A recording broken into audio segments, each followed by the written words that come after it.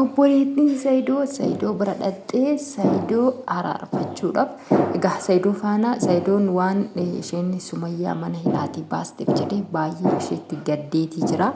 Egaa isheetti gadduu ishee barteetti Saayidoon itti gadduu isitti akka gadde jechuudha.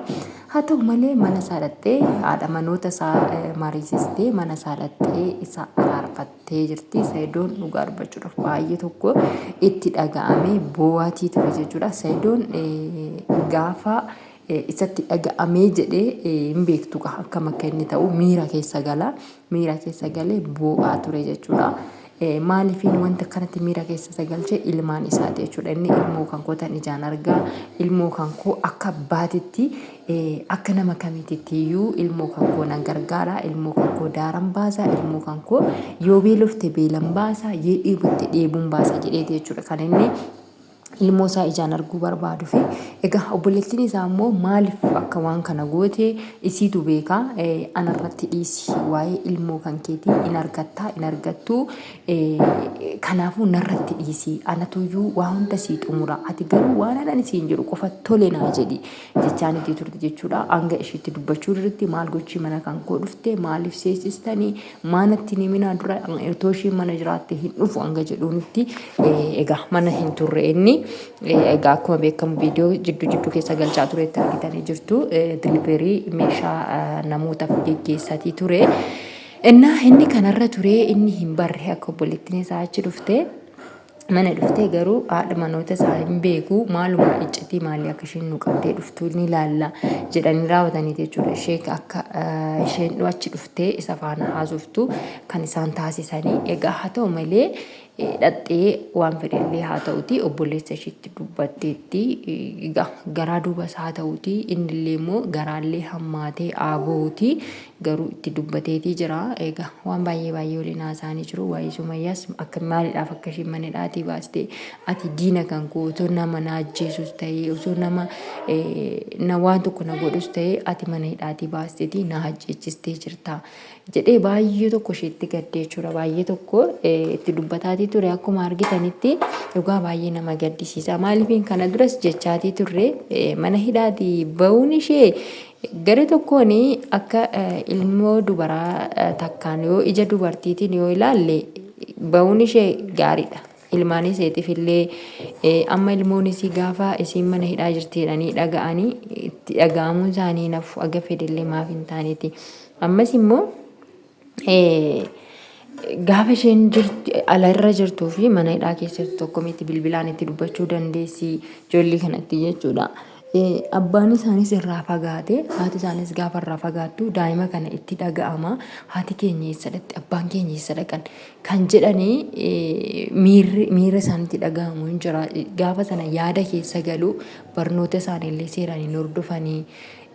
Bakka waa hedduutu jira. Namni sammuun daa'ima ammumaan wanta biraa qabataa yoo deemte gara fuulduratti immoo gara guddina isaaniitti irratti immoo iyyuu waa baay'een isaan egaa mudataa deemuu danda'a yaada kanaan kan ka'e. So ani mana hidhaatii isiin ba'uunis daa'ima kanaaf gaariidhaan jedha akka tokkotti. Akka tokkotti immoo gaafa ilaallu haala Saayidoon itti keessa jirutti gaafa ilaallu immoo iyyuu isaaf immoo miidhaadha. Daa'ima kanaaf gaarii ta'e isaaf miidhaadha. Daa'ima kana gaafa mana hidhaa keessa hin jirre gaafa lafa jirtu isheen bilbilaan itti dubbattee akkam jirtu fayyaa keessanii jettee dubbisuu dandeessi. Yeroo sana daa'imti kun hanga abbaa isaaniillee dhaban hanga abbaa isaaniittillee dubbachuu qabaannee dubbachuudhaaf itti mijachuu hin taane tokkotti haadha isaaniitti gaafa dubbatan amma tokko isaaniitti miirri isaanii hin to'atamaaf jechuudha. Haati keenya nutti dubbataa jirti garuu abbaa keenya argatuu hin dandeenye kan jedhan yaada abbaa isaanii osoo qabanu miira lamaaniin miidhaman jechuudha. Miira tokkoon gaafa gammachuu argatan miira tokkoon immoo yaada keessa galu.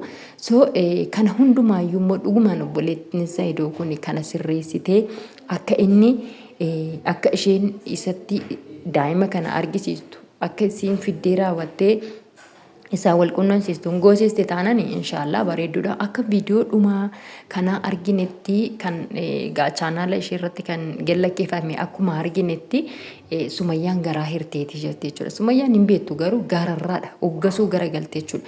Hin argitu amma viidiyoo Saayidoo kana argiteetu ati diina kan kooti otoo na ajjeechisteeyyuu na hajjechisteerta diina kan kooti nama mana hidhaati kanatti baaste jedhee ishiitti lolaatii ture jechuudha.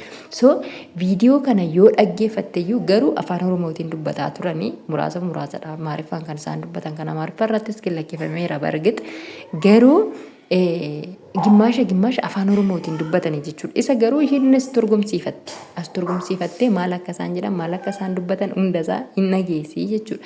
Gaafa kana dhageessu immoo akkam akkana naan jedha jettee raawwattee kaleessa kan dubbii garaa laaffifattee daa'ima kanallee argisiisuudhaaf jetti.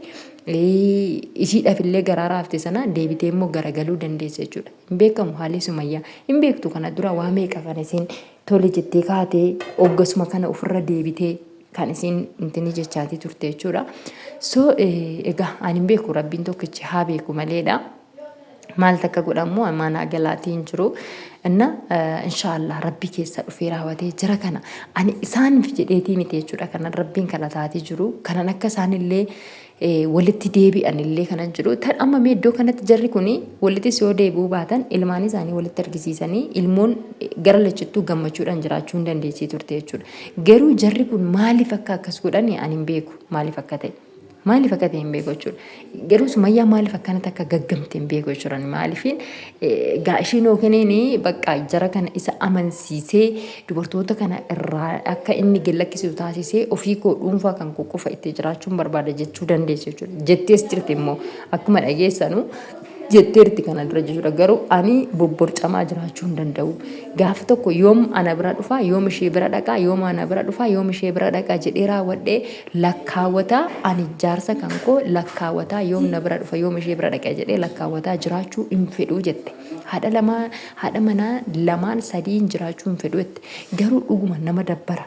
Nama jibbisiisa jechuudha. Maaliif kan dhuunfaa keetii ofii keetii mana kee qophaa keetti waan tokko fakkeenyaaf meeshaa tokko qophaa kee ofii kee itti jiraatta yoo taate akka barbaadetti sa'aatii barbaadde fuutee sa'aatii barbaadde lafa keessee sa'aatii barbaadde itti hojjettee sa'aatii barbaadde itti dhiiste jechuudha.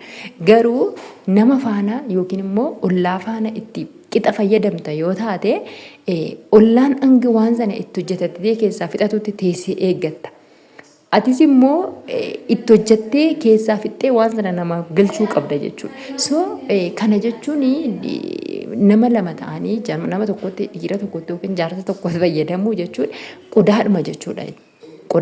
Qodaa wal jala buutanii itti fayyadaman jechuudha. So kanaafuu Sumayyaan jechi ishee ilaalchi ishee yaanni ishee anaaf akka gaariitti akka ajaa'ibaatti naaf galasii.